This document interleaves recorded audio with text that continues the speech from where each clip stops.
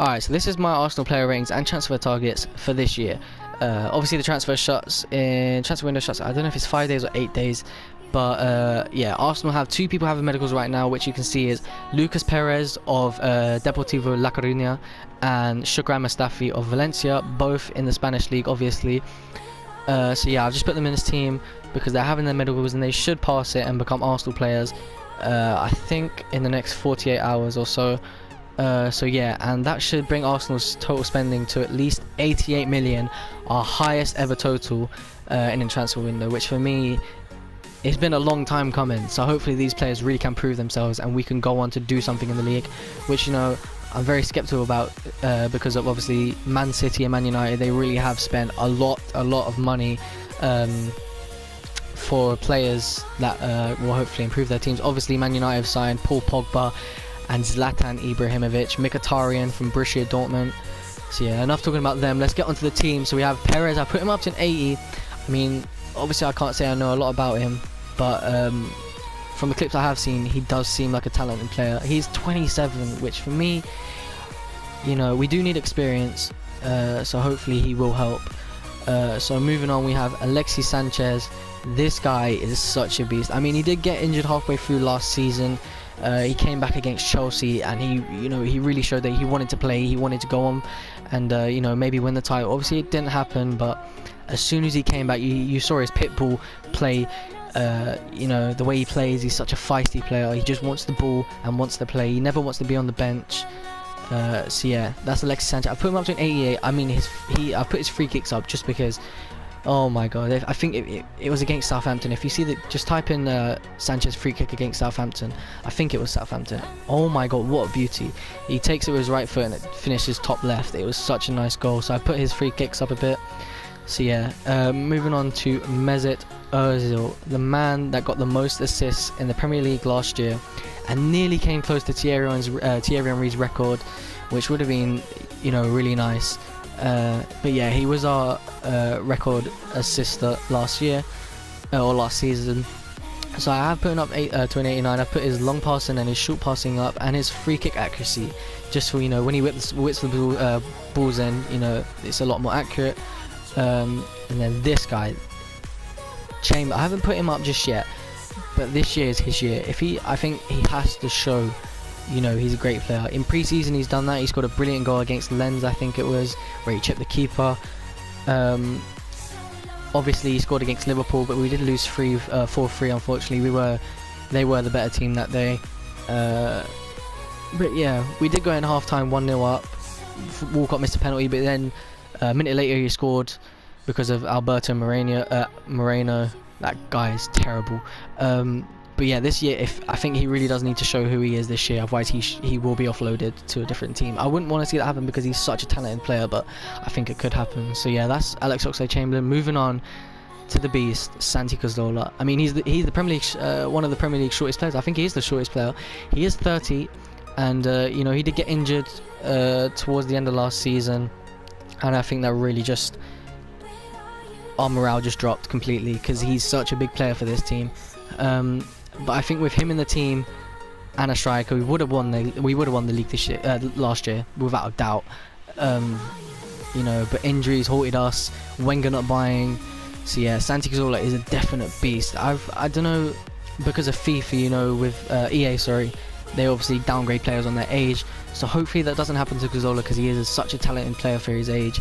And for me, with him in our team, we can do special things. He's such an underrated player, and people need to realise that.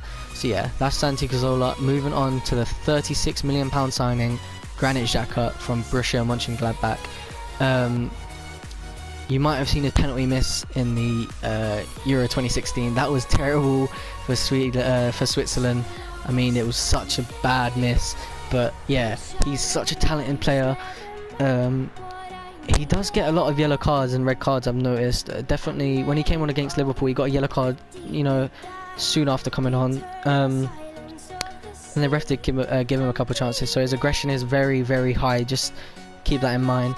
But yeah, I think he's what we've been lacking in midfield ever since, you know, Patrick Vieira and Gilberto Silva went, you know, we need that pit bull in midfield. Like, if you were to partner him and Cazorla, you have one technical player, and don't get me wrong, Xhaka is a technical player, but he's a very defensive, strong player who can get stuck in, just like Coquelin, but on a larger scale. So yeah, moving on to Nacho Monreal. I've put him up to an 82. This guy and Bellerin were without a doubt the best two fullbacks in the league last year. Monreal, he's such a key component to this team. I mean, he is 30 or 29, sorry. I think he's 29. He should be 30 this season. But yeah, I was hoping that maybe we brought in someone like Maxi. I think his name's Maxi Rodriguez. I think I'm really wrong with that.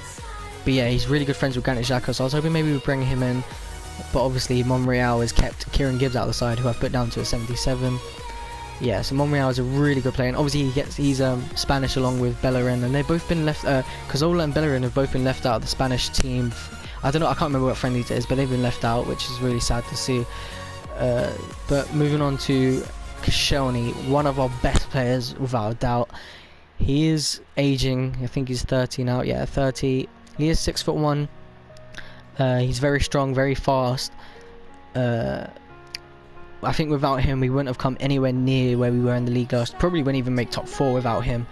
If we played, you know, Gabriel and Mertesacker, I think we would have probably been in Europa League. Which for me, I think Arsenal need to finish outside the top 4 for once and focus on going for the league. Because if we're not going to win the Champions League, it's obvious. I mean, it's not going to happen.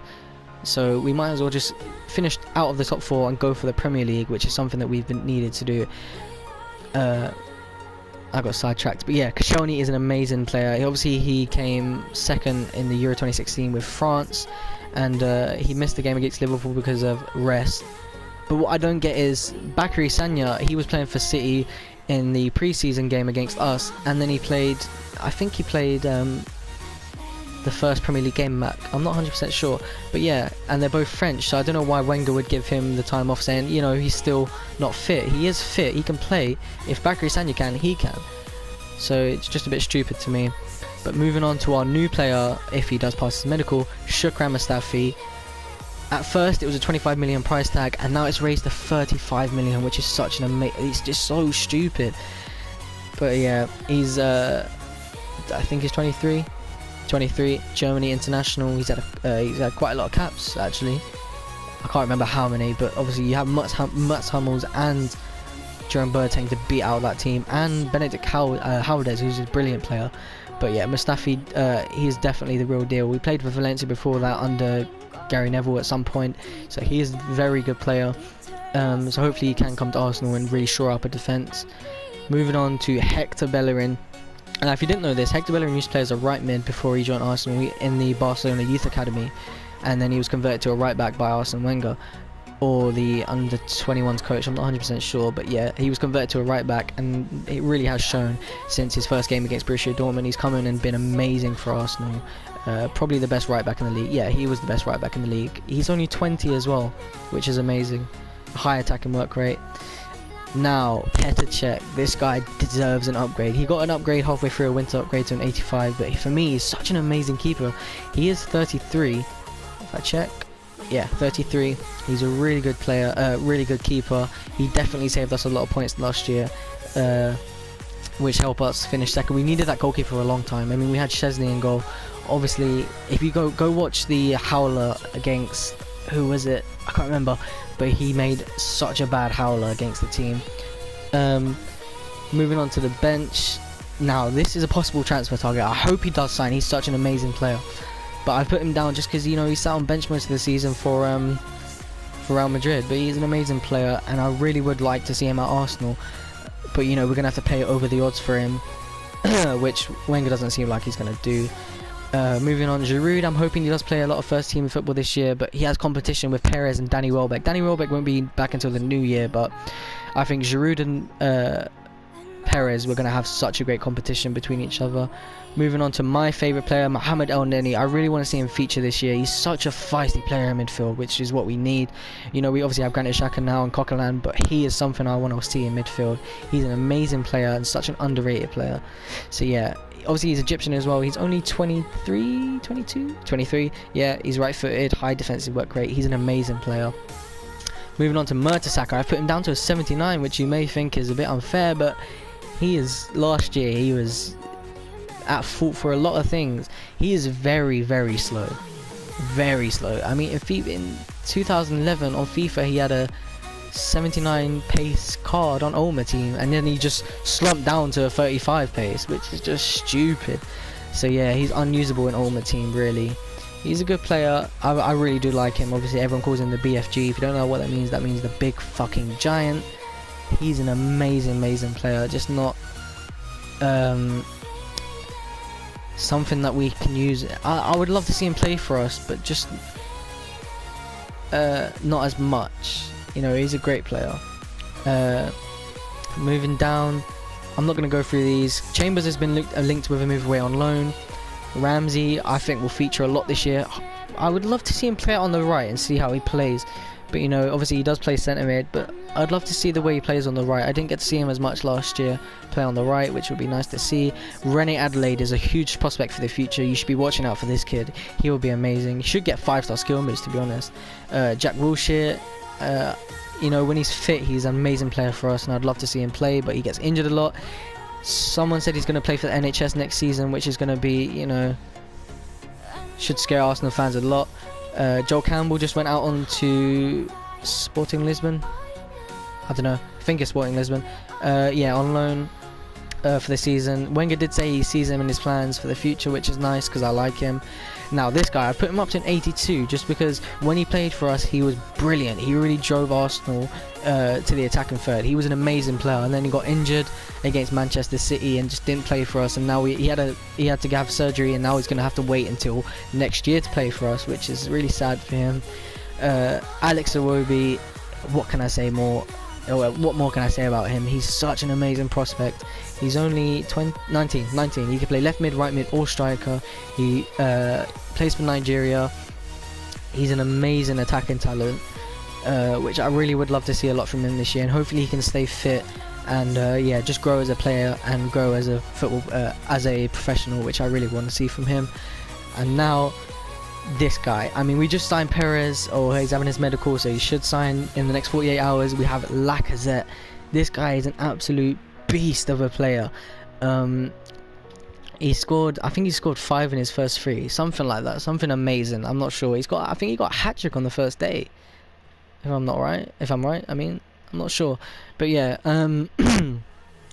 don't know why we didn't sign him. We had a 29.3 million bid rejected in the summer, and we just didn't go back in for him, which we should have, to be honest. He's such an amazing talent. He's only 24 and he's high attacking and defensive work rates. Play striker or right wing. So yeah, I don't know why we didn't get him, but yeah, that was my predictions of player ratings and transfers for this year, this transfer window, which ends in 8 or 5 days. I'm not 100% sure. But yeah, I'm hoping Arsenal finish outside the top 4. You're probably thinking, why do you want that? And I explained that earlier in the video. We need to if we want to go for the Premier League next year. We're not going to get it this year, I don't think, unless Perez and Mustafi are like 2 amazing players. Obviously Mustafi is. Perez, I'm not too sure about, so we'll have to wait and see. Ozil and Sanchez need to turn up. So does Chamberlain. Chamberlain really needs to shine this year. So yeah, that was my predictions. Hopefully it does come true, and these players are really good next year. So yeah, make sure you like, comment, subscribe, and watch the next one. Thanks.